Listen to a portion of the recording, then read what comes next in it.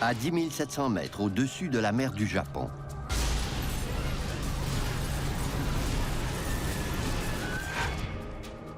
Korean Air 007, unreadable, unreadable. We're experiencing rapid decompression. Descent to 10,000. les pilotes perdent la maîtrise de l'appareil. Speed brake is coming out. Un 747 avec 269 personnes à bord s'abîme dans l'océan. En quelques heures à peine, le bruit que les Soviétiques étaient responsables s'est mis à courir à Washington. La rumeur exacerbe les tensions entre les deux éternels rivaux. L'enquête s'empêtre dans les secrets et le mensonge. Les enquêteurs doivent élucider le mystère au plus vite, sans quoi l'écrasement d'un avion de passagers risque de déclencher une guerre totale.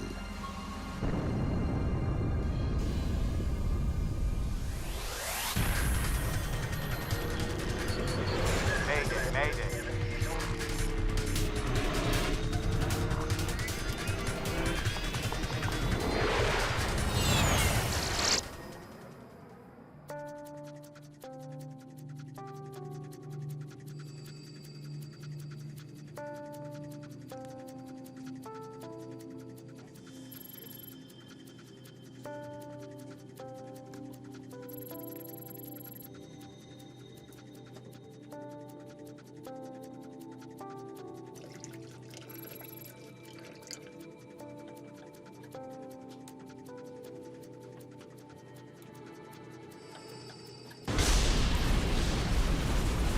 Emergency descent. Put the mask over your nose and adjust the headband. Emergency descent. Emergency descent. Put the mask over your nose and adjust the headband. Emergency descent. Mask over your nose and adjust the headband. Emergency descent. Mask over your nose and adjust the headband. Emergency descent. Mask over your nose and adjust the headband. Emergency descent. Put the mask over your nose and adjust the headband. Emergency descent. Put the mask over your nose and adjust the headband.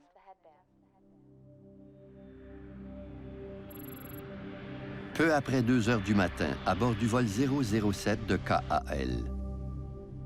Korean Air 007, position over Nippy, estimating NOCA 1826132.0. Après une brève escale à Anchorage, un 747 de Korean Airlines vole en direction de Séoul. Il a quitté New York 13 heures auparavant. Le commandant de bord, Chung Byung-in, a près de 11 ans d'expérience comme pilote chez Korean Airlines, sans compter ses 10 ans de service au sein des forces aériennes de la Corée. Cette étape du vol prévoit un trajet de 6100 km au-dessus du Pacifique Nord. Une fois que l'avion a atteint son altitude de croisière, les pilotes n'ont pas beaucoup de travail. Ladies and gentlemen, we'll soon be serving breakfast before we land in Kimpo, which will be in about 3 hours.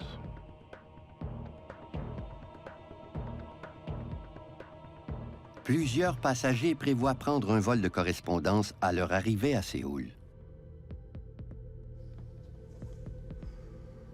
Mary Jane Andry déménage au Japon pour prendre un nouveau départ. Ma sœur Mary Jane avait été embauchée par un constructeur automobile. Elle correspondait exactement au type d'employé qu'il recherchait à Tokyo. Elle amorçait une nouvelle étape de sa carrière.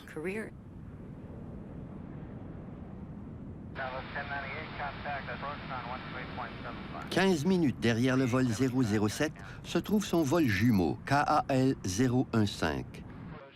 Korean Air 007.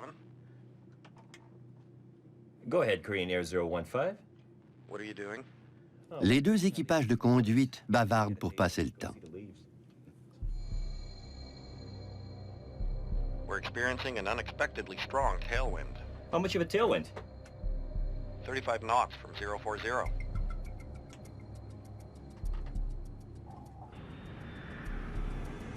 Afin de ménager le carburant, l'équipage décide de prendre de l'altitude.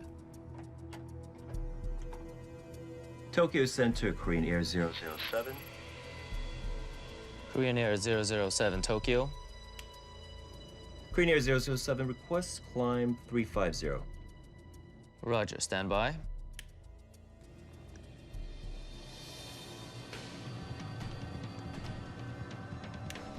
Korean Air 007, climb and maintain flight level 350.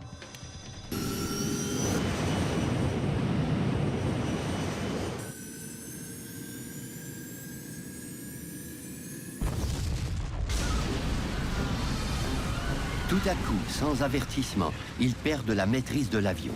What happened? Charge throttles.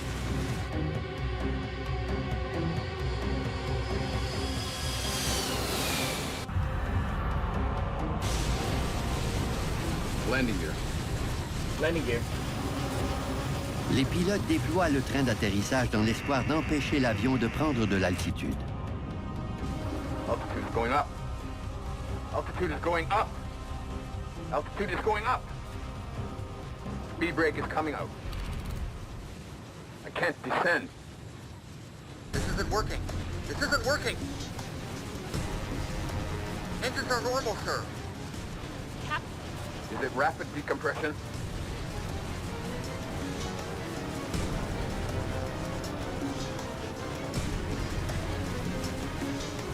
Tokyo Center, Korean Air 007. Korean Air 007, Tokyo. We are experiencing rapid decompression. Descend to 10,000. Korean Air 007, unreadable, unreadable. Radio check on 10048. Stand by, stand by, stand by. Headband.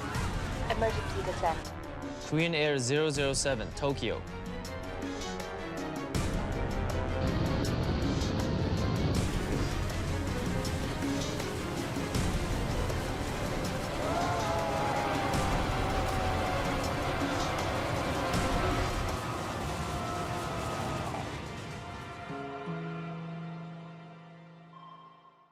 Le vol 007 de Korean Airlines avec ses 269 occupants a disparu des écrans radars. Korean Air 015, would you attempt to contact Korean Air 007, please, and relay position? Tous leurs efforts sont vains. Tokyo communique avec d'autres stations radars au Japon et en Corée. I cannot contact Korean Air 007. Un appel est même adressé à une installation radar en Union soviétique. Familles et amis attendent des nouvelles de l'avion disparu avec anxiété. L'entreprise qui avait embauché Mary Jane a téléphoné pour dire que son avion n'avait toujours pas atterri et qu'il était peut-être arrivé malheur. Mais à ce moment-là, on n'en savait pas plus. Les hypothèses les plus plausibles étaient l'atterrissage forcé ou l'écrasement. Mais en quelques heures à peine, le bruit que les Soviétiques étaient responsables s'est mis à courir à Washington. Tandis que le monde entier est impatient d'en savoir davantage, l'armée américaine fait une terrible découverte. Les communications soviétiques sont épiées par les Américains dans un centre d'écoute ultra secret. Tout porte à croire que l'impensable s'est produit. Au moment de la disparition de l'avion, des soldats américains entendent ce qu'ils croient être une mission d'entraînement de routine des Soviétiques. При нарушении государственной границы приблизиться к цели и уничтожить. Il semble impossible que les Soviétiques aient abattu un avion de passagers. Pourtant, les autorités américaines en sont convaincues. Le lendemain matin, le secrétaire d'État George Shultz fait une déclaration étonnamment incendiaire. The United States reacts with revulsion to this attack. Loss of life appears to be heavy. We can see no excuse whatsoever for this appalling act. Ce n'était pas possible. Comment pouvaient-ils être tous morts? Que voulez-vous dire? Il y avait certainement une raison. En 1983, la guerre froide bat son plein. La Russie et la majeure partie de l'Europe de l'Est partagent la même idéologie communiste. Gouvernée d'une main de fer, l'Union soviétique livre une lutte politique acharnée contre l'Ouest. Les relations étaient conflictuelles, mais personne ne savait à quel point elles étaient dangereusement tendues. Les autorités soviétiques commencent par nier toute implication dans la tragédie aérienne.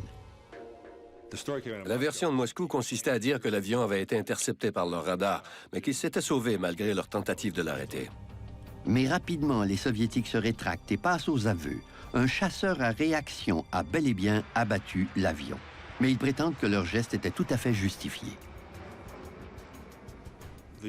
Selon les Soviétiques, l'avion était en mission d'espionnage et il transportait peut-être des instruments, des caméras, des enregistreurs. L'Union soviétique prétend que le vol 007 a pénétré dans leur espace aérien réglementé sous les ordres du gouvernement américain. Mais aux États-Unis, on répète que le vol KAL-007 était un vol de passagers habituel. Ce conflit aggrave les tensions politiques. Le spectre de la guerre nucléaire se profile à l'horizon. Une enquête indépendante est requise au plus vite. L'ONU fait appel à l'Organisation de l'aviation civile internationale, ou l'OACI. L'OACI mène des enquêtes impartiales. Ces équipes sont capables de travailler en toute neutralité avec les deux parties impliquées. Kai Forstel fait partie de l'équipe internationale d'enquêteurs chargée de faire la lumière sur la tragédie du vol 007. En présence de deux superpuissances qui s'affrontent, la pression est forte pour trouver des réponses sans tarder.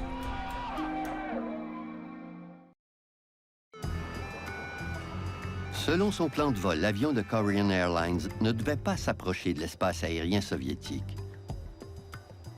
Soit qu'il a été abattu au-dessus des eaux internationales, soit que le vol a dévié de sa route. C'est d'abord ce que veulent découvrir les enquêteurs. Mais ils ont un obstacle de taille. Les boîtes noires sont introuvables. Les enregistreurs de bord, de paramètres de vol et de conversation dans le poste de pilotage sont des éléments essentiels dans ce genre d'enquête. Américains, Sud-Coréens et Japonais unissent leurs efforts pour retrouver ces appareils d'une importance cruciale. Mais les trois pays alliés ne sont pas les seuls à s'y intéresser. Le 1er septembre, on a reçu l'ordre de se rendre à l'endroit de l'écrasement du Boeing 747 pour prendre part aux recherches. La course aux boîtes noires est lancée. Les Américains se doutent bien que la vérité leur échappera si les Soviétiques les retrouvent avant eux. Les Soviétiques soutiennent que le vol 007 survolait l'île Sakhaline, une zone située dans leur espace aérien quand ils l'ont abattu. Si tel est le cas, l'avion se trouvait très loin de la route qui lui était désignée, qu'on appelle R20.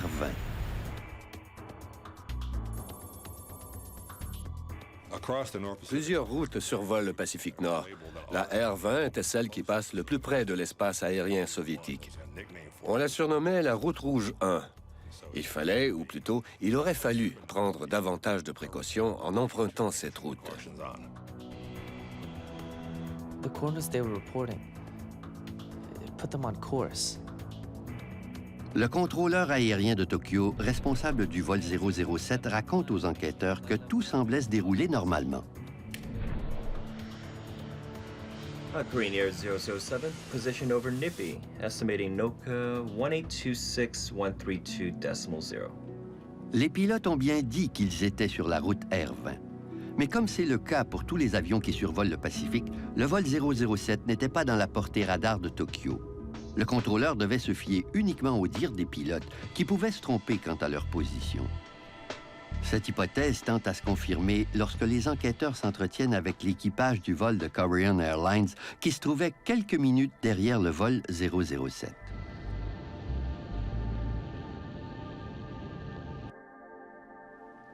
Tell me about the exchange with Flight 007. Le commandant du second vol se rappelle une conversation étrange avec les pilotes du vol 007. We're experiencing an unexpectedly strong tailwind. How much of a tailwind? 35 knots from 040. We still have a 15-knot headwind. Could he be getting a headwind if he was here? Il est quasi impossible que l'un des avions affronte un vent arrière et l'autre un vent debout. Il y a anguille sous roche. Mais comme les boîtes noires demeurent introuvables, les enquêteurs ignorent la position exacte du vol KAL-007 au moment de cette communication radio. Ça compliquait énormément les choses. Il nous manquait une information essentielle à toute enquête sur un accident aérien. Kai Frostel obtient des renseignements supplémentaires de la part d'une source inattendue, l'armée américaine. Exceptionnellement, les autorités militaires partagent des données de surveillance hautement confidentielles recueillies la nuit de la tragédie aérienne. Une technologie ultra secrète appelée le radar passif permet de détecter les mouvements de tous les avions militaires et civils qui survolent la planète. Ce qu'elle révèle au sujet du vol 007 est troublant. L'avion a largement dévié de sa trajectoire. En fait, il a dérivé vers le nord tout au long de sa traversée du Pacifique.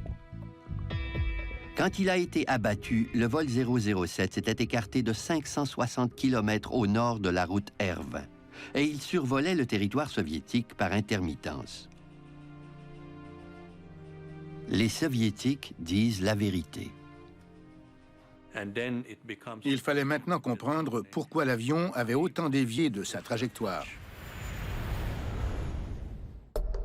Dans l'espoir de découvrir pourquoi le vol KAL-007 a dérivé vers le nord, les enquêteurs s'intéressent maintenant à l'équipement de radionavigation à bord du 747, qu'on appelle Système de navigation par inertie, ou INS. L'INS de cet avion de ligne offrait une précision de 0,8 km de dérivation à l'heure, comme la plupart des avions de l'époque. C'était très précis. Ce système se base sur les coordonnées et les points de cheminement entrés dans le calculateur de vol avant le décollage. On enregistre toujours 9 points de cheminement. C'est comme ça que ça fonctionne. 59 degrees, 18.0 north.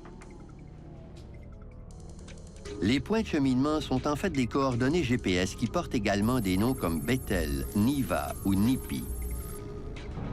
L'INS du vol 007 devait avoir été programmé pour détecter et suivre ses repères électroniques jusqu'à Séoul.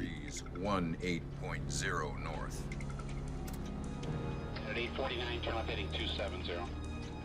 Le plan de vol a-t-il été modifié à la dernière minute? Kai Frostel écoute les communications entre l'équipage et la tour de contrôle avant le décollage en Alaska. Korean Air 007, climb and maintain flight level 310.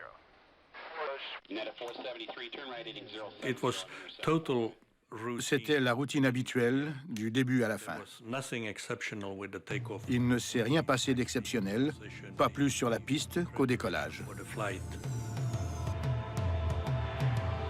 Après avoir quitté Anchorage, le 747 a survolé l'océan Pacifique comme prévu. Mais il n'a jamais rejoint le premier point de cheminement. Et il a plutôt dévié de sa route pendant plus de 5 heures. L'espoir d'en découvrir la cause s'amenuise. Les recherches pour retrouver les boîtes noires se poursuivent pendant 10 semaines en vain. L'opération est finalement abandonnée. L'épave de l'avion était introuvable et sa position inconnue.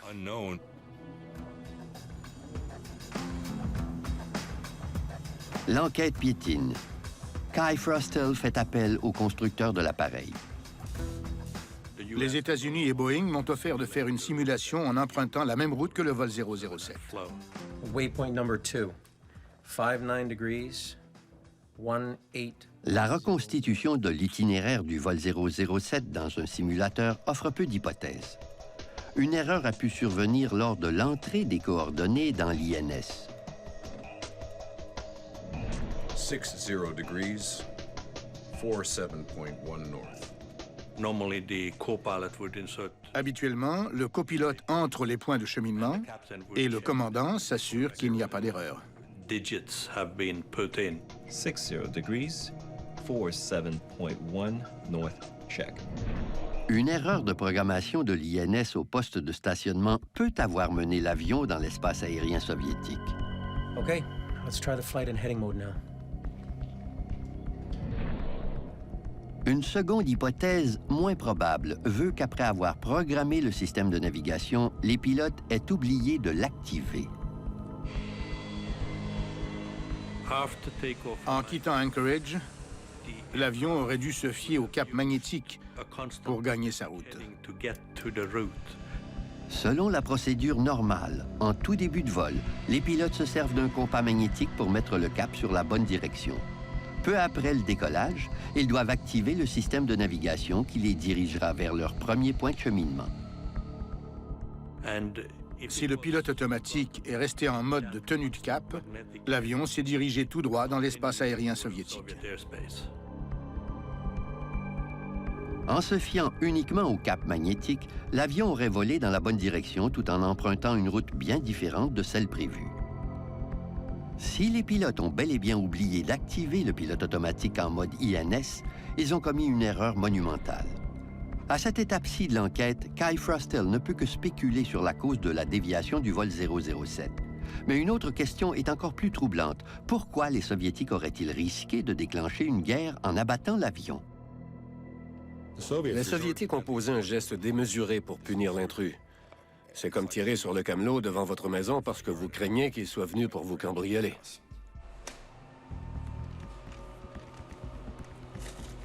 Qu'est-ce qui a pu susciter une telle réaction de la part des Soviétiques? C'est l'armée américaine qui fournira la réponse aux enquêteurs. Le vol 007 n'était pas en mission d'espionnage cette nuit-là. Mais un autre avion l'était, un RC-135 des forces aériennes des États-Unis. Les Soviétiques surveillaient un RC-135 qui volait très lentement en faisant des 8 au large de la côte, muni de ses propres dispositifs d'écoute dans l'attente d'un essai de missiles soviétiques. L'avion espion se trouvait près des frontières soviétiques sur la même route que l'avion commercial de KAL. Quand les deux appareils se sont croisés, les radars soviétiques ont fort bien pu les confondre. Quand le vol 007 est entré dans leur espace aérien, les Soviétiques ont présumé qu'il s'agissait du RC-135. Ils ont repéré cet intrus et ils ont mis à exécution le plan prévu dans de telles circonstances. On violation of state border, approach target and destroy. Mais une question troublante demeure. Le pilote de chasse était-il suffisamment proche pour voir sa cible de ses propres yeux? Savait-il que c'était un avion de passagers?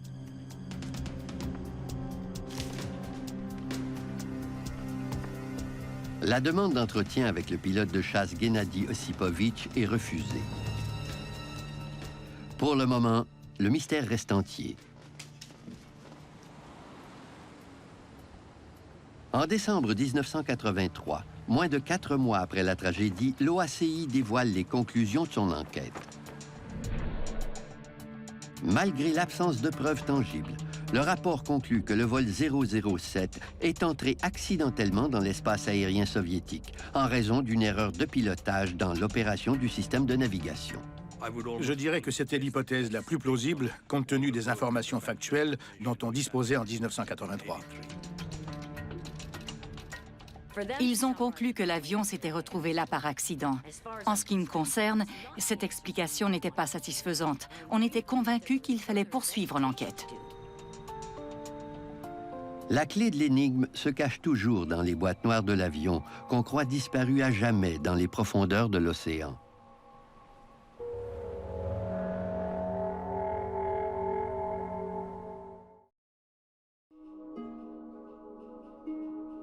L'OACI clôt son enquête sans savoir où a sombré l'épave de l'avion de Korean Airlines. Mais certains le savent.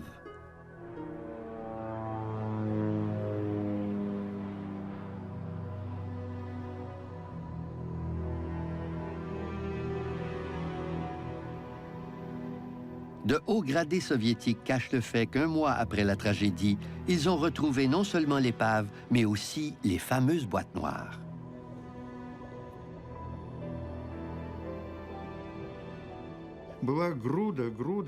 C'était un amas de débris.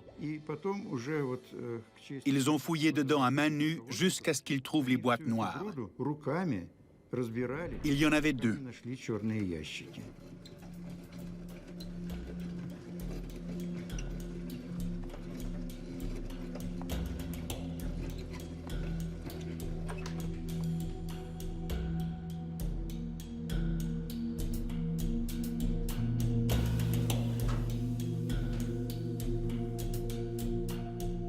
Mais les Soviétiques gardent jalousement les boîtes noires.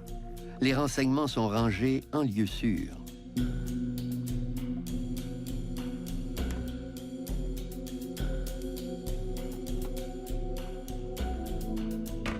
Pendant 10 ans.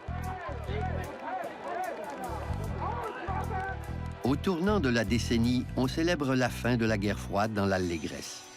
La glasnost ou la politique de la transparence témoigne du nouvel esprit plus ouvert de la Russie.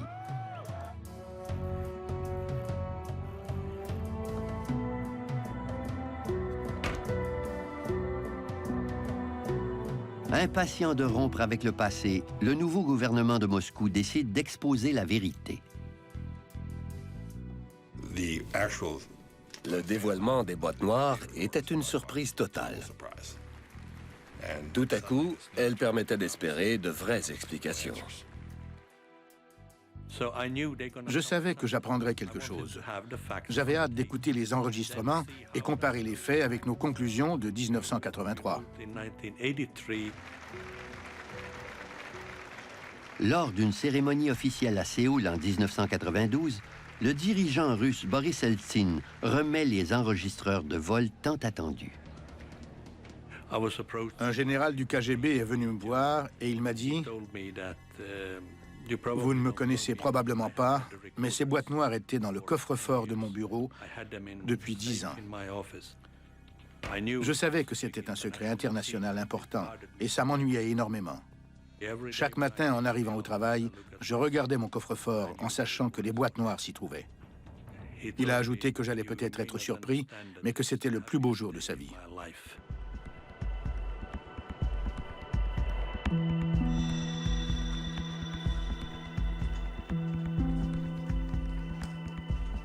Kai Frostel est nommé directeur de la nouvelle équipe d'enquête basée à Paris.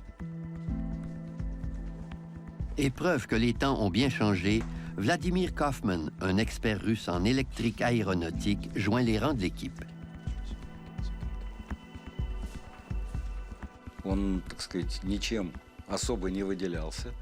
À cette époque, je travaillais à l'Institut civil de l'aviation comme enquêteur sur les accidents aériens.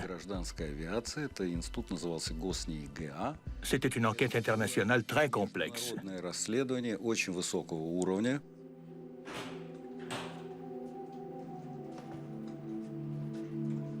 La première étape consiste à vérifier l'authenticité des boîtes noires. Une grande méfiance régnait. On craignait que les Russes ou les Soviétiques aient trafiqué les enregistrements ou qu'ils les aient fabriqués, tout simplement. Il fallait établir leur authenticité hors de tout doute. Les enquêteurs confirment que l'enregistreur de conversation dans le poste de pilotage remis par les Russes est bel et bien celui qui avait été installé sur le vol 007. Ils les ont ouverts et examinés. C'étaient les bons numéros de série et de modèle. Les enquêteurs savent maintenant qu'ils ont les boîtes originales. Mais les enregistrements ont-ils été trafiqués? Rapidement, le doute s'installe. Pendant le nettoyage, ils ont remarqué des coupures sur le ruban à quelques endroits. Les Russes avaient tout recollé. Il n'est pas rare qu'un ruban déchire sous l'impact d'un écrasement. Mais la méfiance à l'égard de l'ex-URSS met du temps à se dissiper. Ils ont commencé par examiner les endroits où il y avait eu des coupures avec la photographie à fort grossissement.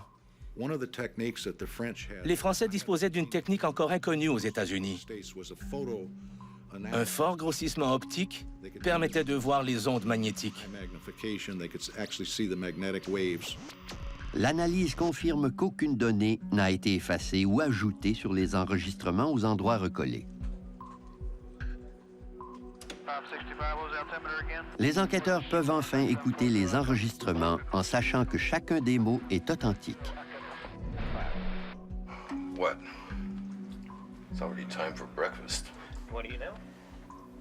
Let's eat later.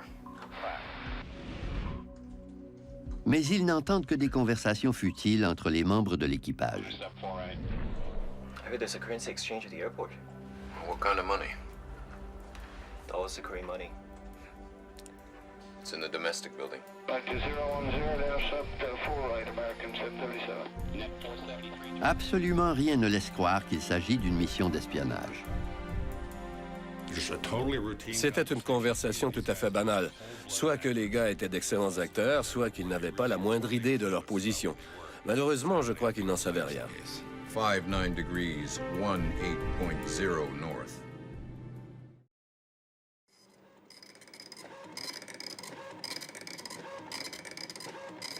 Il est peu probable que le vol 007 ait mené une mission d'espionnage.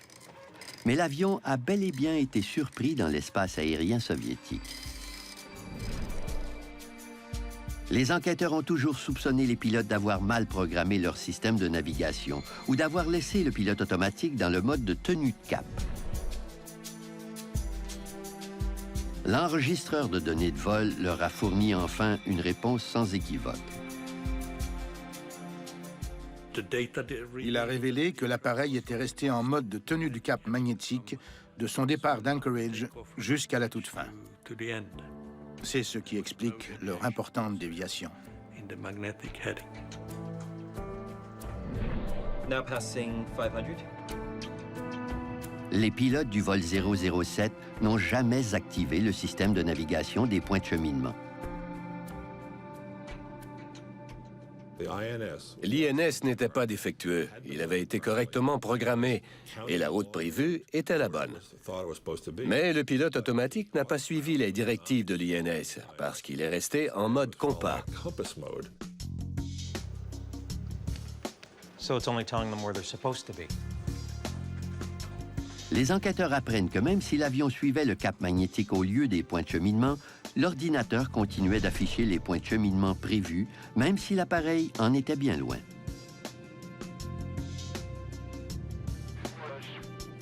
Korean Air 007, position over Nippy, estimating NOCA 1826132.0. Voilà qui pourrait expliquer pourquoi les pilotes ne se sont pas rendus compte de leur erreur. En plus, un indice révélateur sur leur déviation leur a échappé. We're experiencing an unexpectedly strong tailwind. How much of a tailwind? 35 knots from 040. Un avion qui se trouvait soi-disant à quelques minutes derrière eux volait dans des conditions météorologiques complètement différentes, ce qui aurait dû éveiller leurs soupçons. Il est passé à 2 doigts de réaliser qu'il y avait un grave problème. Le pilote d'un avion qui le suivait de près lui a parlé d'un vent contraire à 180 degrés. Il y a eu une pause. Le commandant Chun était un pilote expérimenté. Il aurait dû avoir l'instinct de se dire « C'est étrange, est-ce que je devrais vérifier ?» Pourtant, il ne l'a pas fait. C'est une erreur humaine.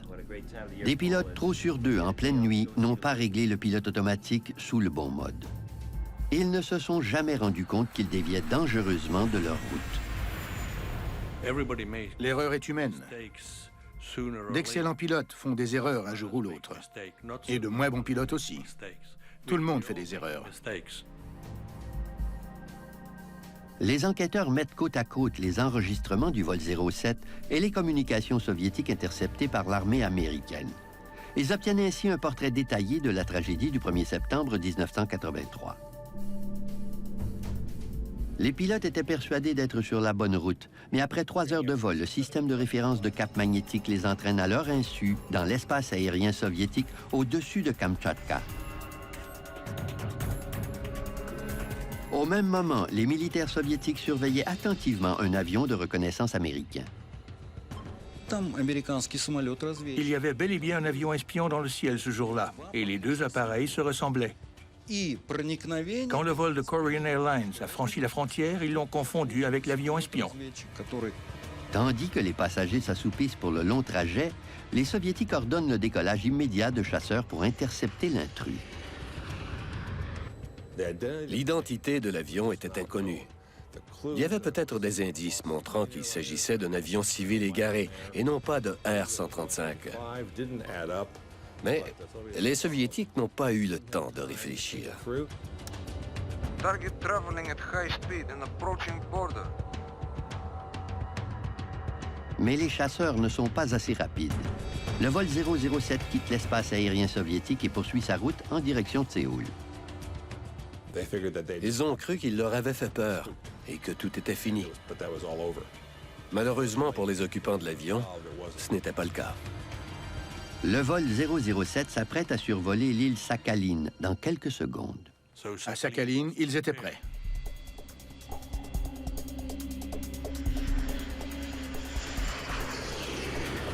Le vol KAL-007 pénètre dans l'espace aérien soviétique pour une deuxième fois.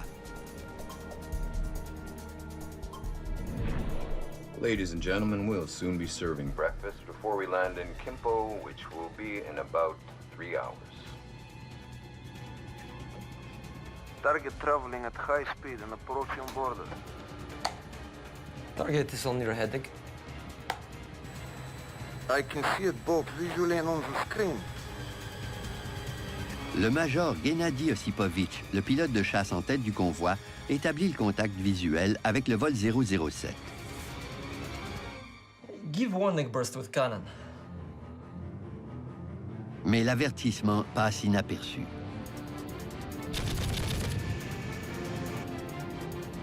Take up position for attack.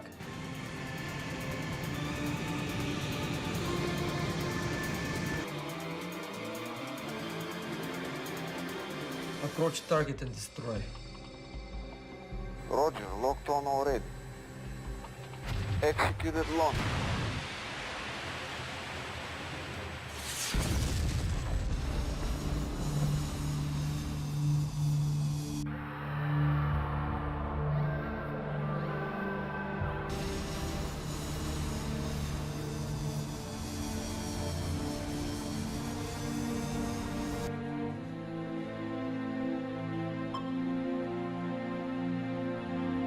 Target is destroyed.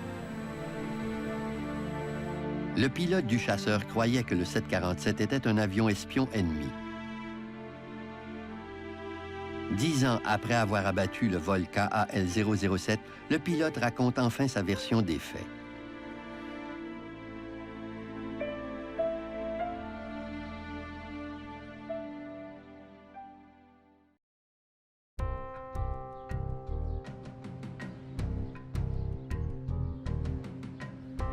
Les enquêteurs se sont longtemps demandé ce que le major Gennady Osipovitch avait vu et fait après avoir reçu l'ordre d'intercepter un avion intrus en 1983. Près de 10 ans plus tard, après l'effondrement du régime communiste, il donne enfin sa version des faits. J'ai vu l'avion. Il ressemblait à un avion civil avec ses lumières clignotantes sur la queue et sur le toit. Mais il est facile de trafiquer n'importe quel appareil en avion civil. On n'a qu'à poser des lumières clignotantes et le tour est joué. Alors je ne me suis pas posé de questions. Give warning burst with cannon.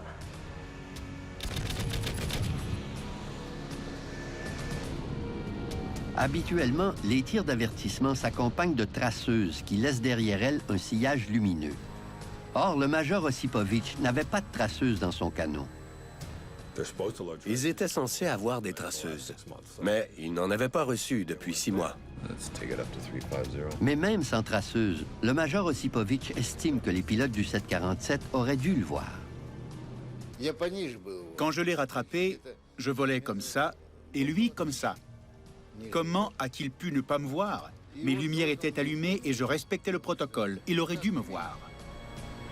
Soudainement, une terrible coïncidence scelle le destin des 269 occupants de l'avion. Korean Air 007 request climb 350. Korean Air 007, climb and maintain flight level 350. Comme une voiture qui monte une colline, un avion qui prend de l'altitude ralentit. Mais aux yeux du pilote de chasse qui suit le 747, il s'agit d'une manœuvre évasive. Il a ralenti. Si je ne le dépassais pas, j'allais décrocher. C'est là que j'ai compris que c'était un avion ennemi. C'est ce qui l'a convaincu que ce n'était pas un avion civil et qu'il était en danger. Je pensais seulement à l'arrêter. On nous entraîne à réagir de cette façon. Je me suis placé derrière lui, un peu plus bas, et j'ai fait un virage sur l'aile à la manière d'un serpent. Je l'ai laissé me distancer légèrement, sans quoi mes missiles ne se seraient pas verrouillés. Il avait très peu de temps parce que l'avion s'approchait des eaux internationales. Take up position for attack. Roger, locked on already. Executed launch. Le major Osipovitch tire 2 missiles air-air. Il voyage à 2000 km/h en direction de l'avion commercial. L'un d'eux explose près de la queue. Il endommage des commandes essentielles et des conduites hydrauliques. Il fait également un trou dans le fuselage, ce qui cause une décompression rapide dans la cabine. J'ai vu la première explosion directement sous la queue. Les voyants signalant la présence de l'intrus se sont éteints et je suis rentré à la maison. Emergency descent. Put the mask over your nose and adjust the headband. Emergency descent. Put the mask over your nose and adjust the headband. Le temps écoulé entre le début de la décompression et l'écrasement nous laisse croire que le trou dans le fuselage mesurait environ 0,16 mètres carrés. Les pilotes réussissent à piloter l'avion accidenté pendant plusieurs longues minutes. Immédiatement après l'impact du missile, l'avion a atteint le niveau de vol 380 pour ensuite perdre de l'altitude à raison de 1500 mètres par minute. Tandis que l'avion en détresse plonge vers la mer du Japon, la plupart de ses occupants sont encore conscients.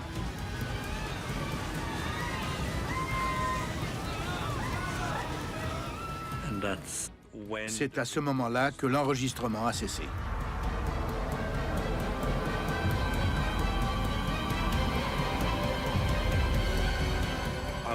On en a conclu que la cellule de l'avion s'était probablement désagrégée à ce moment-là.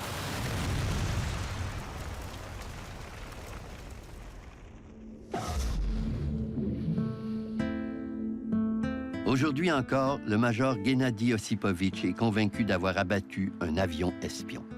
Il ne m'aurait jamais donné l'ordre d'abattre un avion civil ou un avion cargo. Seulement un intrus. Nous ne lui faisons pas porter le blâme, mais certaines familles l'ont accusé. Ils ont dit que c'était sa faute, qu'il avait appuyé sur le bouton et qu'il les avait tués. Il leur fallait un coupable. Il est obligé de vivre avec ce qu'il a fait. Pour réussir à dormir la nuit, il préfère croire que c'était bel et bien un avion espion, sans passagers. Il ne veut pas penser qu'il a causé la mort de 269 personnes. C'est ce qu'il veut croire, et qui pourrait le lui reprocher. En 1993, Kai Frostel a les preuves qui lui manquaient lors de la rédaction de son premier rapport d'enquête. Il peut maintenant prouver que les pilotes coréens ont commis une grave erreur qui a fait dévier leur avion de sa route. Et il sait maintenant comment le pilote soviétique a interprété la situation. La destruction du vol 007 est considérée comme un accident.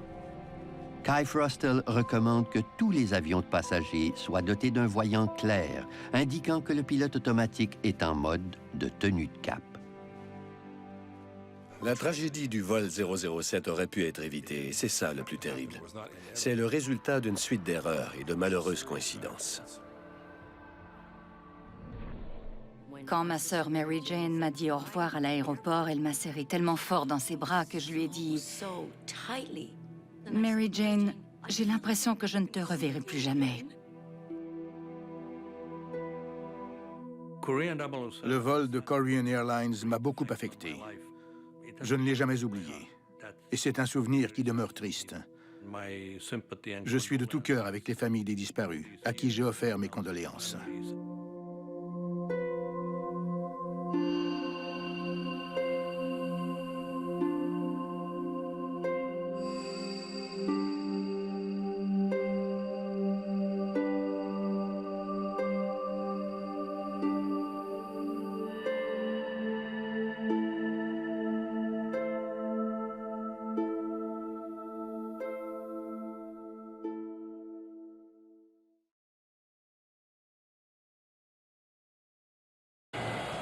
Aéroport LaGuardia, New York, 22 mars 1992. Un avion de transport régional avec 51 personnes à bord tente de décoller. Mais les pilotes n'arrivent pas à prendre de l'altitude. Ils savaient qu'ils étaient dans le pétrin, mais ils se sont débattus jusqu'à la fin. Le vol 405 de US Air plonge dans les eaux glacées de Flushing Bay. 27 personnes périssent. Pour les enquêteurs américains, la cause de l'écrasement ne fait pas de doute. Cet accident ne nous a pas vraiment surpris. Mais les enquêteurs canadiens, eux, sont stupéfaits. Ils savent que l'écrasement de New York n'aurait jamais dû se produire. Quand j'ai appris la nouvelle, je me suis dit, c'est l'histoire de Dryden qui se répète. 3 ans auparavant, une enquête sur un écrasement survenu à Dryden, en Ontario, avait permis d'en identifier la cause. Des recommandations avaient alors été émises pour éviter qu'une telle tragédie se reproduise. S'ils avaient suivi les recommandations de mon rapport, l'écrasement du F-28 à LaGuardia aurait pu être évité. L'accident de LaGuardia révèle que les leçons tirées au Canada ne sont jamais parvenues aux oreilles des organismes américains.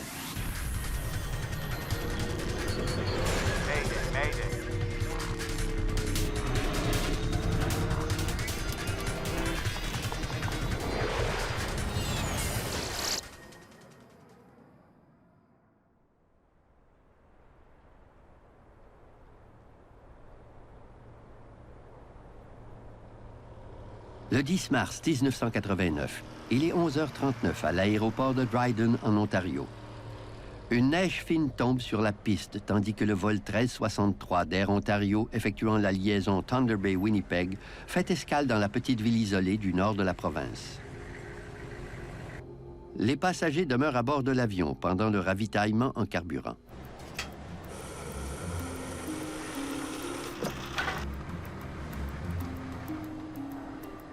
Pour l'agente de bord Sonia Hartwick et le reste de l'équipage du Fokker F-28, la journée s'annonce longue avec le retard déjà accumulé. Il y avait d'épais flocons de neige qui tombaient doucement au sol et le ciel était complètement couvert.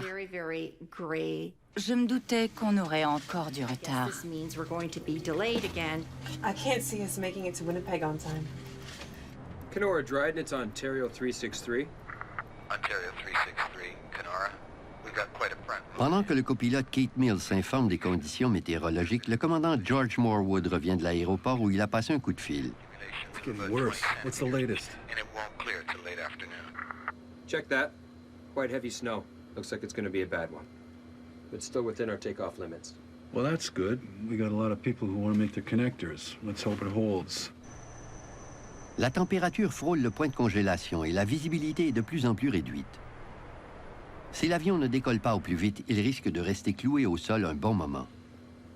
Dryden est une petite ville perdue dans un coin reculé de l'Ontario. Avec ses 6500 habitants, cette communauté isolée se trouve à mi-chemin entre Thunder Bay et Winnipeg. Ici, les hivers canadiens sont rudes. Des froids atteignant les moins 35 degrés Celsius n'y sont pas rares. Ce n'est pas l'endroit rêvé pour rester coincé en pleine tempête de neige. Okay, no smoking and seat belts. On. Instruments. Synced. Cross-checked. Le commandant Morwood se sert de la puissance du deuxième moteur qui tourne déjà pour démarrer le premier moteur. Les pilotes Morwood et Mills sont tous deux très expérimentés, mais ils ont volé moins de 100 heures sur le F-28. Cet appareil valant plusieurs millions de dollars est le premier avion à réaction d'Air Ontario à desservir la région isolée du nord de la province. 24 minutes après avoir atterri à Dryden, le vol 1363 est prêt à redécoller. Inform Kenora, we're rolling. We're fired up, taxiing for departure, requesting airways to Winnipeg. Hang on a sec, guys. Is there a chance that plane can hold? We're having some bad weather up here. Un avion en cours d'approche demande l'autorisation urgente d'atterrir. Unbelievable. Le commandant Morwood n'a d'autre choix que de retarder son décollage. Okay, 363 is holding short of the active. We are going to be a few moments until a small plane lands safely. We're sorry, folks. This just isn't our day. Je n'avais jamais rien vu du genre au cours de mes 2 ans chez Air Ontario. Le Cessna 150 atterrit sans encombre. La voie est libre pour le décollage du vol 1363. Tell them we're going immediately. Kenora, Ontario, we're taxiing out at this time 363 Dryden. Avec 1 heure de retard, l'avion se dirige enfin vers la piste 29. On roulait sur la piste en vue du décollage et la neige tombait si fort qu'on n'y voyait rien. J'avais l'impression de regarder à travers un voile. Folks, we're sorry for the delay. Flight attendants, please be seated for takeoff. À 12h09, le vol 1363 s'apprête à décoller. Advise Kenora, we're ready to proceed. And Kenora Dryden, Ontario 363 is about to roll 29 at Dryden. Ontario 363, Kenora, roger. Le commandant Morwood effectue un bref point fixe pour réchauffer les moteurs et s'assurer de se débarrasser de la neige et de la glace qui pourraient s'y être accumulées. Ensuite, il prend de la vitesse sur la piste. Au décollage, je suis habituellement silencieuse et concentrée. Je revois dans mon esprit la liste de choses à faire en cas d'urgence. Le F-28 atteint sa vitesse de décollage. Rotate. 80 nœuds.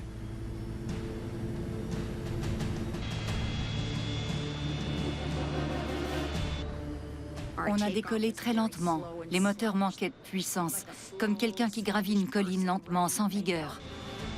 De toute évidence, quelque chose ne tourne pas rond. Le F-28 a du mal à prendre de l'altitude. Je me suis dit, mon Dieu, on va s'écraser. Les pilotes sont impuissants. 49 secondes après avoir quitté le sol, le vol 1363 d'Air Ontario s'écrase dans la forêt, 950 mètres à l'ouest de la piste 29.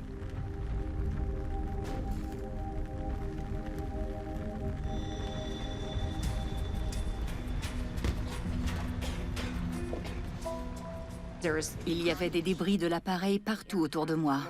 Je ne savais plus où j'étais. Je n'en revenais tout simplement pas d'être encore vivante. Ça s'était passé tellement vite.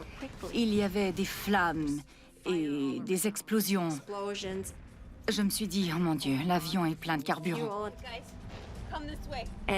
J'ai crié aux gens de venir me rejoindre pour qu'ils puissent suivre le son de ma voix.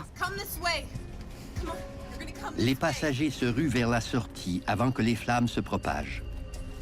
45 personnes survivent à l'écrasement, mais 24 perdent la vie, dont les 2 seuls qui auraient pu expliquer ce qui s'était passé. Le commandant Morwood et le copilote Mills.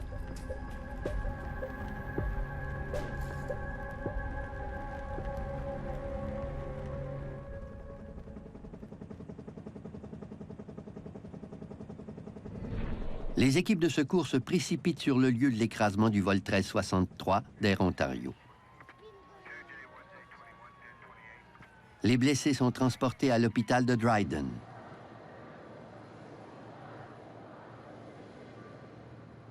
Il y avait beaucoup de neige, mais je n'ai rien remarqué d'anormal en roulant sur la piste. C'est quand on a touché aux arbres que j'ai compris qu'on avait un problème.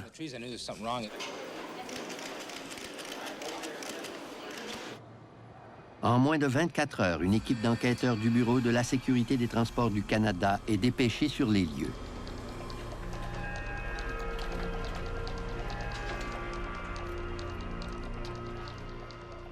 En arrivant sur les lieux d'un accident, on espère toujours découvrir ce qui s'est passé et pourquoi, mais surtout, comment faire pour éviter que ça se reproduise. On a refait le trajet de l'avion à pied à partir du seuil de la piste jusqu'au lieu de l'écrasement. C'est ce que j'ai fait en premier. Je tenais à documenter ce que je voyais avec des photos. Quand on marche sur le lieu d'un accident comme celui-là, il y a 2 odeurs qui nous submergent. Celle du carburant et celle de la mort.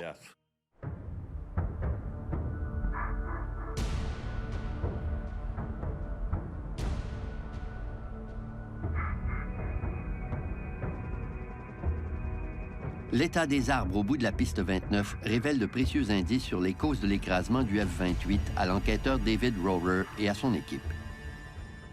Au bout de la piste, l'avion volait en effet de sol, comme on dit. Et il est resté à cette altitude, en coupant la cime des arbres. Look at how these treetops have been clipped off. L'avion n'a jamais pris son envol. 24 personnes sont mortes, dont les 2 pilotes et un agent de bord. Ils ont péri en essayant de faire leur boulot. Il fallait leur rendre justice, mais il fallait aussi dire la vérité. Si des erreurs avaient été commises, on devait les signaler pour les corriger. Les enquêteurs retrouvent les 2 boîtes noires du F-28 dans la partie arrière du fuselage.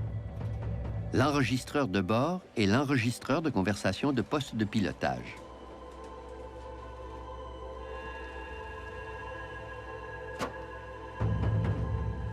Ces appareils sont conçus pour résister à une température de 1100 degrés Celsius pendant un maximum de 30 minutes.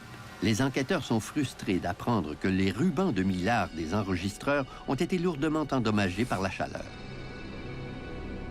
On estime que les boîtes noires ont été soumises à un brasier atteignant 1100 degrés pendant au moins 90 minutes, ce qui dépasse largement leurs limites. Les données sont irrécupérables. C'était un dur coup pour nous, parce qu'il fallait maintenant tenter d'expliquer les faits par des moyens détournés. We were just about to leave Thunder Bay and they gave us 10 new passengers. Les enquêteurs doivent s'en remettre aux déclarations des témoins pour éclaircir les circonstances qui ont mené au tragique décollage avorté. Ils apprennent que le F-28 s'est envolé de Winnipeg pour se rendre d'abord à Thunder Bay. Il devait ensuite revenir à son point de départ en faisant escale à Dryden. Mais les plans ont changé à Thunder Bay. L'annulation d'un autre vol leur a ajouté 10 passagers supplémentaires. En faisant les calculs, ils se sont rendus compte que l'avion était surchargé. Il fallait l'alléger. All right, let's offload some fuel then. Ils ont délesté du carburant pour que l'avion soit moins lourd. Dispatch, Ontario 363. Le vol a été retardé d'1 heure. Le poids supplémentaire des nouveaux passagers a obligé l'équipage à délester du carburant pour alléger sa charge. En arrivant à Dryden, ils ont donc dû ajouter davantage de carburant pour la dernière étape du vol jusqu'à Winnipeg.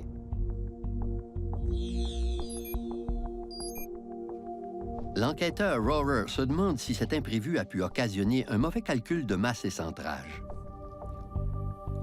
Le F-28 était-il trop lourd pour décoller? Il fait alors une découverte déconcertante. La feuille de calcul de masse et centrage pour le décollage de Dryden n'a jamais été transmise comme le veut l'usage. Elle a brûlé dans l'incendie. David Rohrer doit se servir des moyennes d'Air Ontario pour calculer le poids des passagers et des bagages. Son résultat, combiné au relevé de carburant de l'aéroport, lui permet d'estimer la masse réelle au décollage de l'avion. On connaissait le nombre d'occupants et de bagages à bord de l'avion, de même que la quantité totale de carburant. Il évalue que le F-28 pesait entre 28 000 et 29 000 kilos. Le poids maximal de l'avion au décollage était de 29 500 kilos. On a donc conclu que l'appareil n'était pas trop lourd. Le mystère de l'écrasement demeure entier. 18 jours après l'accident, le gouvernement canadien engage le juge Virgil Moshansky afin de mener une enquête plus vaste incluant tous les aspects du système aéronautique pouvant être en cause dans la tragédie d'Air Ontario. Le gouvernement recherchait un juge de première instance expérimenté et de préférence avec des connaissances en aviation. Virgil Moshansky est un pilote expérimenté qui compte 13 ans de carrière comme juge. Il collabora étroitement avec les enquêteurs. La première tâche de cette nouvelle équipe consiste à évaluer tout le système technique de l'avion. Les systèmes électriques et hydrauliques, le circuit du carburant, tous les systèmes ont été étudiés. On voulait analyser à la fois leurs antécédents avant l'accident et les débris qui jonchaient le lieu de l'écrasement. La tâche promet d'être longue et pénible. L'hypothèse d'une éventuelle défaillance des systèmes de bord du vol 1363 d'Air Ontario est soulevée lorsque les enquêteurs ont vent d'un événement troublant survenu dans le même avion quelques jours avant la tragédie. C'était le lundi ou le mardi. Au moment du décollage, de la fumée et une forte odeur se sont répandues dans la cabine. Je me suis dit, ça y est, il y a un feu dans les toilettes. Mais il n'y avait pas de feu dans les toilettes, ni ailleurs dans la cabine. Ils nous ont dit que ça avait quelque chose à voir avec la présence d'huile dans le groupe auxiliaire de bord. Ça s'est produit à chaque décollage ce jour-là. Le groupe auxiliaire de bord, ou APU, est un dispositif qui fournit l'alimentation nécessaire pour démarrer les moteurs. Est-ce que l'huile dans l'APU aurait causé un incendie, endommageant ainsi l'appareil et provoquant par la suite son écrasement? David Rower passe en revue le carnet de maintenance de la semaine en question à la recherche d'une inscription concernant le groupe auxiliaire de bord. Il fait une découverte troublante. L'APU ne fonctionnait pas le jour de l'écrasement. Il n'a donc pas causé d'incendie. Par contre, un groupe auxiliaire de bord inactif peut tout de même avoir joué un rôle dans la tragédie. Les enquêteurs apprennent que l'APU défectueux est à l'origine d'une décision risquée de la part des pilotes à Dryden. Habituellement, le commandant se fie à l'APU pour redémarrer ses moteurs après les avoir éteints tous les deux lors du ravitaillement en carburant. Son APU étant hors d'usage, il ne pouvait éteindre ses moteurs. Le vol 1363 a donc été ravitaillé pendant qu'un moteur continuait à tourner. Le commandant Morwood était en situation d'avitaillement moteur en marche, alors qu'il y avait des passagers à bord. Il fallait qu'il laisse l'un des moteurs tourner pendant l'opération. L'avitaillement moteur en marche ne contrevient pas au règlement, mais les risques d'un déversement de carburant rendent l'opération potentiellement dangereuse. Ce n'est pas une pratique courante. L'avitaillement moteur en marche peut-il avoir causé un dommage quelconque au moteur? Le directeur des services aéroportuaires de Dryden, un ancien pilote militaire, soupçonne qu'un trouble de moteur est à l'origine de l'accident. Il raconte à David Rower qu'il a vu le décollage de son bureau et qu'il a entendu un bruit assourdissant au moment où l'avion disparaissait de son champ de vision. Selon lui, c'était l'indice d'une extinction d'un réacteur ou d'une panne moteur.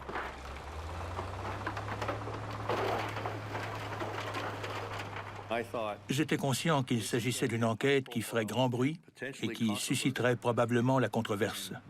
La seule façon de m'assurer que la vérité triomphe, c'était de recueillir des preuves tangibles. On a donc transporté l'épave de l'avion dans notre laboratoire d'Ottawa. Des indices laissant croire qu'une défaillance des moteurs a pu causer l'écrasement. David Rower demande une analyse en profondeur des moteurs. Ces moteurs ont été examinés avec soin pour déceler la moindre anomalie.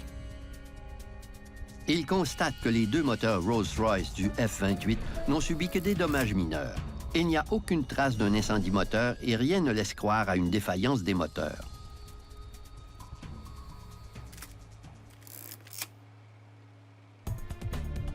Faute de preuves matérielles pouvant expliquer le décollage avorté, les enquêteurs sont de retour à la case départ. Dans l'espoir de résoudre le mystère, ils passent au peigne fin les déclarations des survivants et des témoins.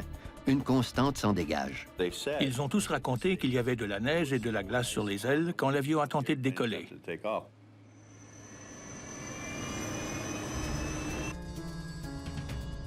L'enquêteur examine les cartes météorologiques.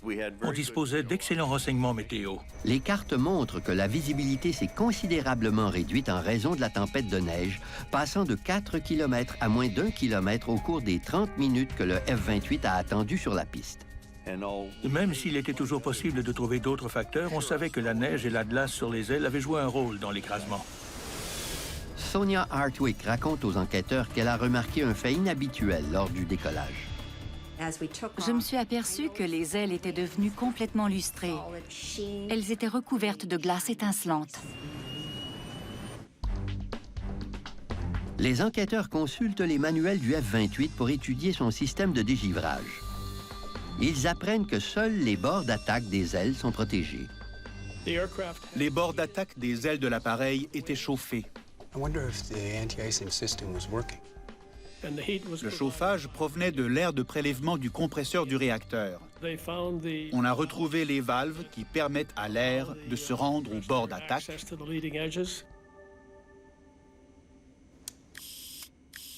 Et vérification faite, elle fonctionnait très bien. Le système de dégivrage était fonctionnel. Mais comme il ne réchauffait que les bords d'attaque, il n'a pas suffi à faire fondre la glace qui s'est formée sur la surface des ailes du vol 1363.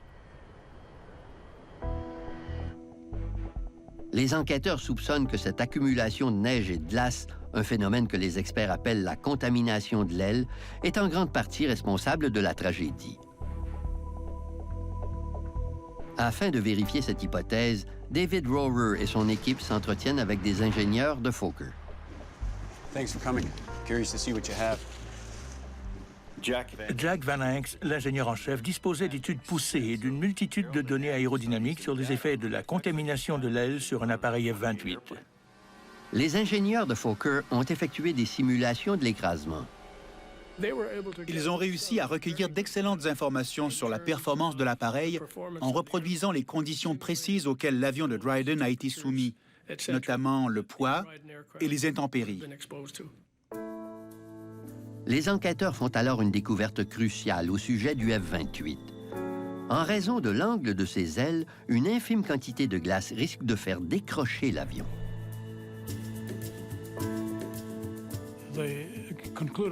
Ils ont conclu que la moindre petite contamination de l'aile pouvait nuire à l'écoulement de l'air et provoquer une perte de portance.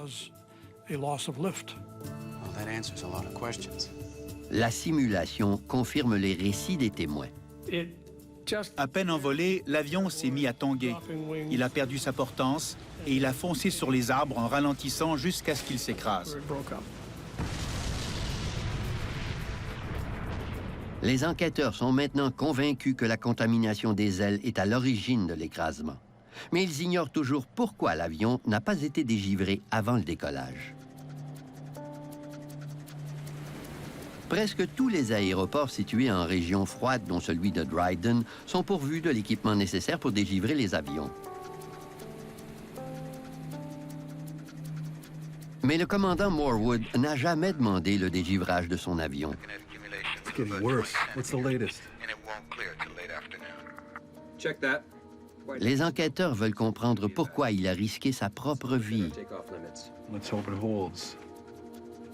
et celle des 68 autres occupants du vol 1363.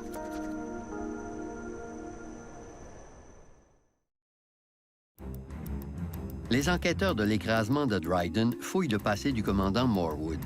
Ils interrogent des membres d'équipage dans l'espoir de trouver des indices expliquant son comportement. Le commandant Morwood était très professionnel. C'était un pilote de la vieille école. Il avait des opinions tranchées sur la façon de faire les choses, sur ce qui était approprié et professionnel. Il se souciait énormément de ses passagers. Il voulait s'assurer qu'ils arrivent à l'heure et qu'ils puissent prendre leur correspondance.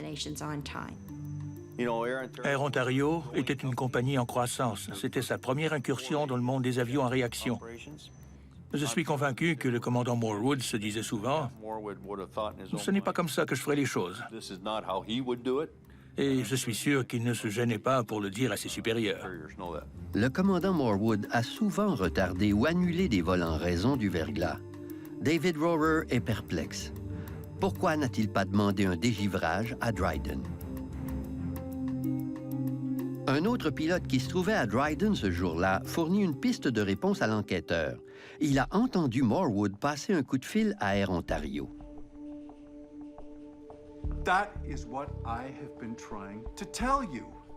Il était en colère. Il se faisait du souci pour ses passagers. Le commandant Morwood s'est plaint à son collègue de la compagnie. These guys. You want to guess my weight before I left Thunder Bay? 66 and change. I had to offload fuel. Now that... Right.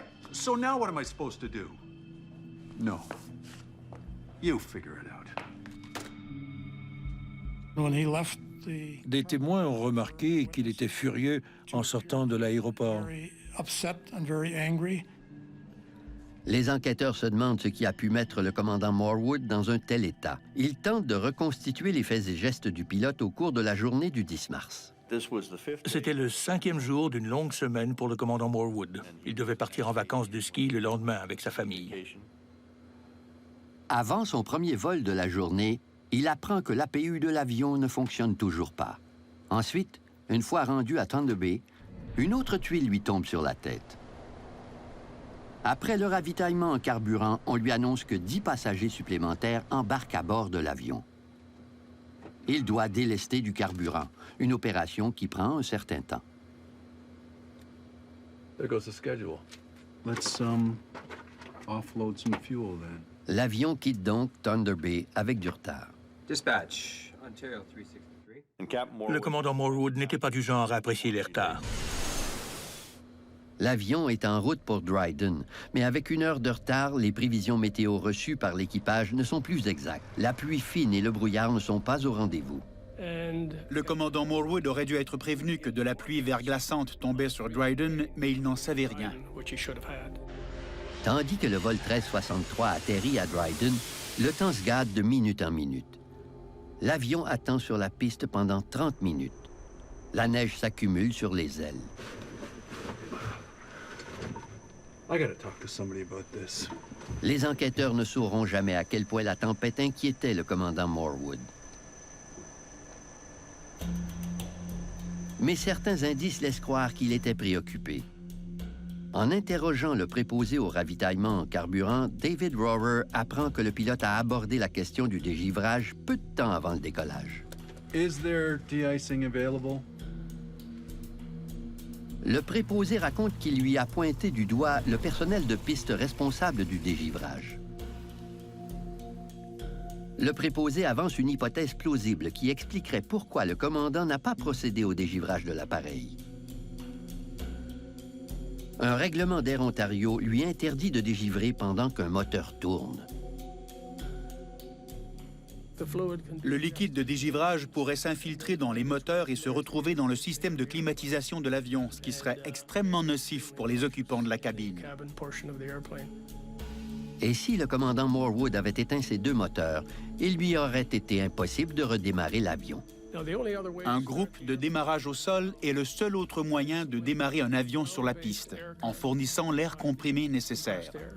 Mais il n'y en avait pas à l'aéroport de Dryden.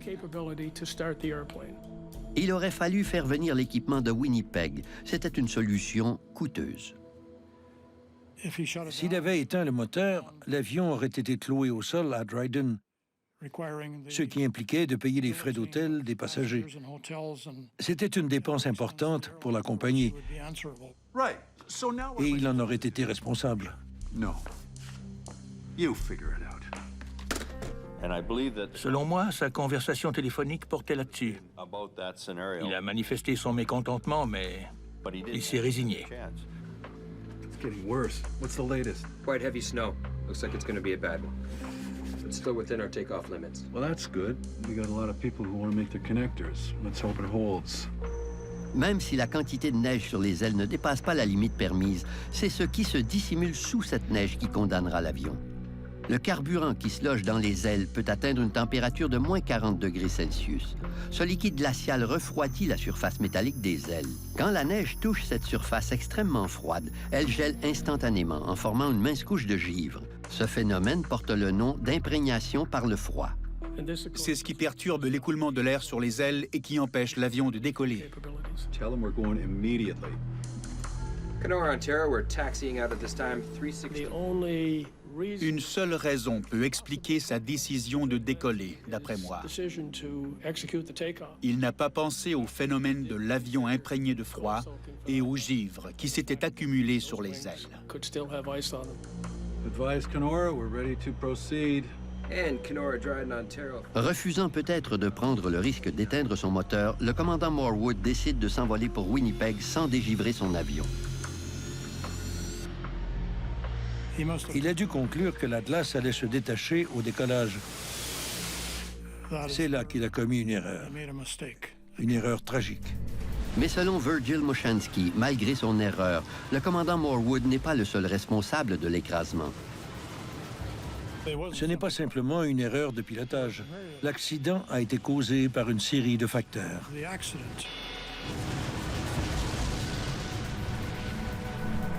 La décision d'Air Ontario de laisser l'avion voler malgré un APU défectueux est l'un des principaux facteurs ayant mené à l'écrasement.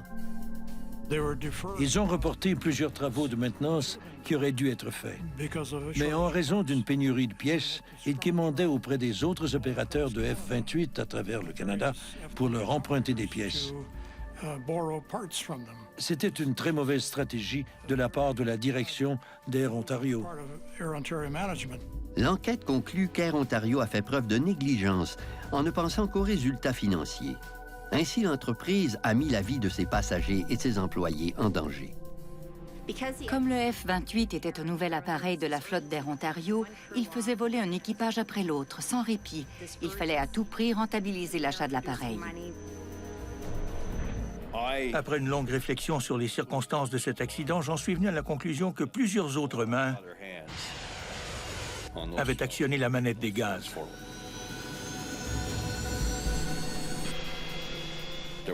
Plusieurs personnes étaient impliquées dans la suite d'événements qui se sont conclus par ce terrible écrasement. Cet accident aurait pu être évité, mais tout a joué contre les pilotes. La direction d'Air Ontario n'avait pas de culture de sécurité. Et une culture de sécurité doit partir de la direction pour s'étendre ensuite aux employés.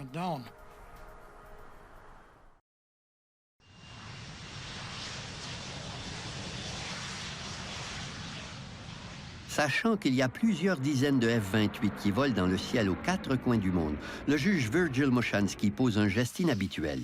Il publie un rapport provisoire bien avant d'avoir terminé son enquête. Le rapport prévient des dangers que représente l'accumulation de givre sur cet appareil et souligne l'importance de procéder à de fréquents dégivrages. Une infime quantité de glace peut s'avérer catastrophique sur un F-28.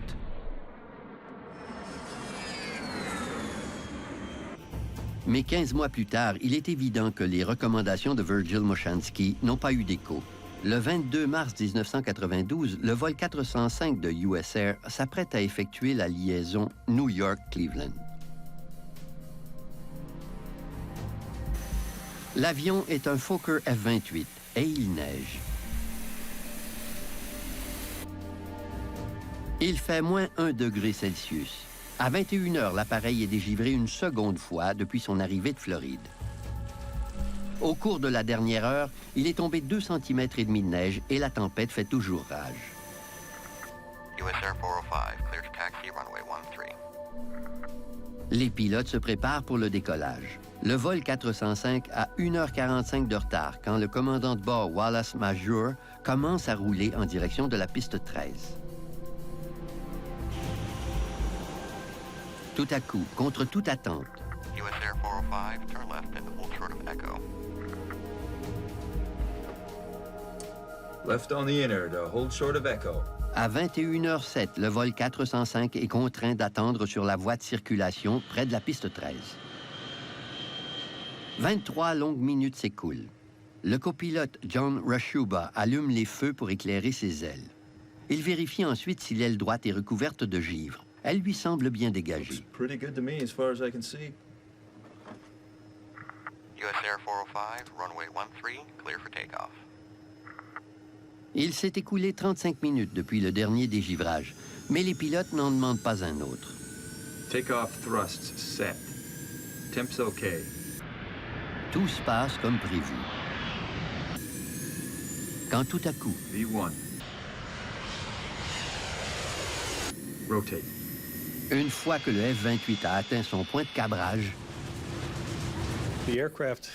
l'avion venait tout juste d'atteindre une vitesse suffisante pour quitter le sol. Mais les ailes n'ont pas pu supporter l'avion. Ils savaient qu'ils étaient dans le pétrin. 13 secondes après son décollage, le vol 405 s'écrase sur les rives de Flushing Bay.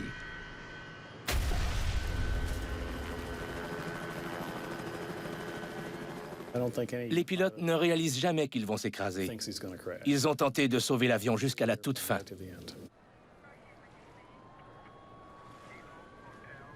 « 27 des 51 occupants du vol 405 périssent. Un second Fokker F-28 s'est écrasé avec de tragiques conséquences. Quand j'ai appris la nouvelle, je me suis dit, c'est l'histoire de Dryden qui se répète. Robert Benson, l'enquêteur chargé de l'affaire, conclut très rapidement que le givre sur les ailes est responsable de l'accident. C'était très difficile pour les pilotes de détecter la glace sur les ailes en regardant par les fenêtres latérales de l'avion, par-dessus leurs épaules. Le commandant faisait face à un dilemme. S'il décidait de procéder à un troisième dégivrage, il fallait qu'il fasse demi-tour pour rentrer sur l'aire de trafic où se trouve le véhicule de dégivrage. Ça signifiait beaucoup de retard, et peut-être même l'annulation du vol. Après tout ce travail, après tous ces efforts, c'était extrêmement frustrant de voir la même erreur se reproduire.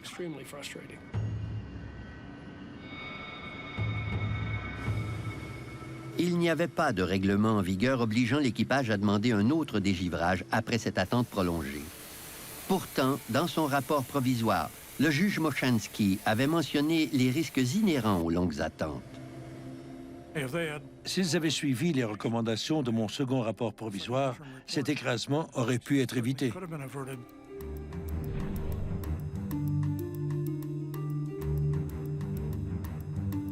Il avait également attiré l'attention sur les lacunes du liquide de dégivrage utilisé à l'époque, un mélange d'antigel et d'eau, commercialisé sous le nom de liquide de type 1.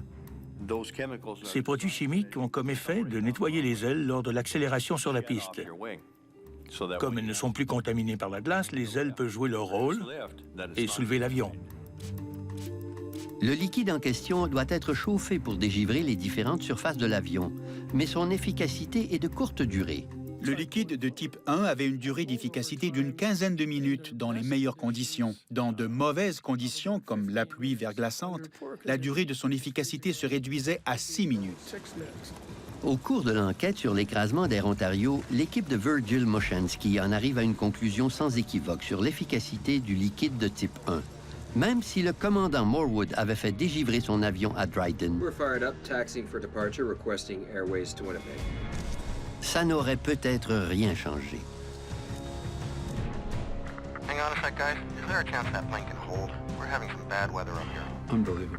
Le vol 1363 a dû attendre qu'un Cessna en difficulté atterrisse. Le temps que le Cessna atterrisse, qu'il remonte la piste et qu'il se replace en position, les ailes auraient été de nouveau contaminées.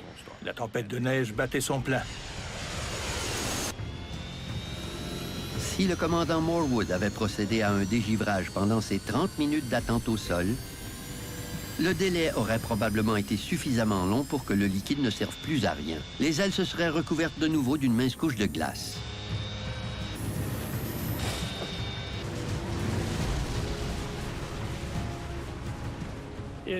L'accident d'Air Ontario nous a permis de constater qu'il fallait absolument donner une meilleure formation aux pilotes en matière de dégivrage.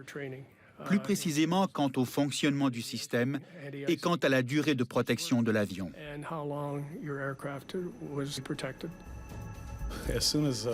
Dès que l'écrasement est survenu à New York, on s'est rendu compte que c'était un avion à peu près identique à celui de Dryden et que les circonstances des deux accidents étaient semblables.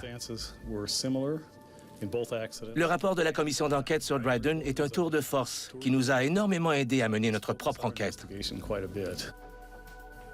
Le juge Moshansky a publié son rapport provisoire plus d'1 an avant l'écrasement du vol 405. Ses recommandations auraient pu prévenir la tragédie.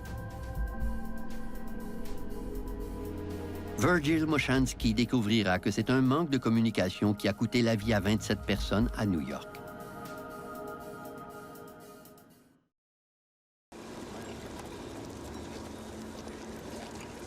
Lors de la commission d'enquête sur l'écrasement d'un avion d'Air Ontario à Dryden, le juge Virgil Moshansky apprend qu'un autre type de liquide de dégivrage est disponible dans l'industrie de l'aéronautique, le liquide de type 2. Il est plus épais que le type 1, ce qui l'empêche de s'évaporer quasi instantanément de la surface.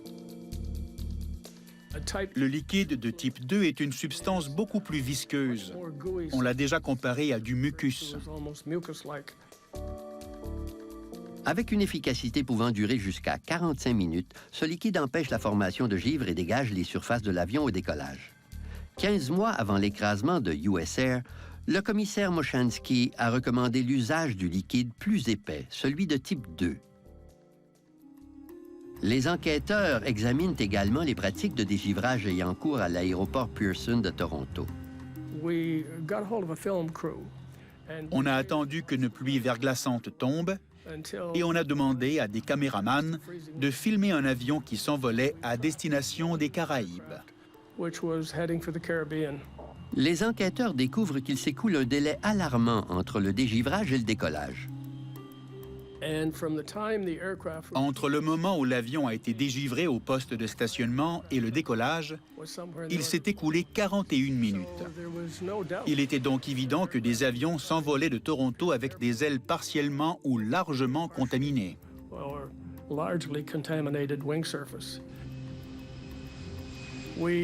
On a poursuivi notre enquête à l'aéroport O'Hare de Chicago, qui a été le premier à disposer de postes de dégivrage aux extrémités des pistes. C'était très utile pour nous. Ils nous ont expliqué le type d'équipement de dégivrage qu'ils utilisaient et son fonctionnement. À l'époque de l'écrasement de US Air, l'aéroport de LaGuardia n'offrait pas de dégivrage sur les pistes, mais seulement au poste de stationnement. Encore une fois, 15 mois avant l'écrasement, le juge Moshansky avait recommandé l'installation de postes de dégivrage sur les pistes au lieu des postes de stationnement. Le commissaire avait également recommandé que les pilotes inspectent non seulement leurs ailes à partir du poste de pilotage, mais aussi à partir de la cabine. Le commissaire Moshansky prétend que son rapport aurait pu prévenir l'écrasement de LaGuardia. Mais l'autorité fédérale responsable de l'aviation civile affirme n'avoir jamais reçu son rapport. Par conséquent, l'information n'a pas pu être transmise aux compagnies aériennes. Le juge Moshansky réfute cette explication. Mon second rapport provisoire a été publié en décembre 90. Un an et demi avant l'écrasement de LaGuardia. Selon moi, mon rapport a traîné sur un bureau quelque part. L'écrasement du vol 1363 aura au moins permis d'émettre des dizaines de recommandations destinées à sauver des vies. Quant à l'écrasement du vol 405, il aura permis que ces recommandations soient enfin appliquées partout dans le monde. L'enquête de Dryden a porté fruit. La commission a émis 192 recommandations. Elle a complètement changé notre approche au sujet de la contamination des ailes.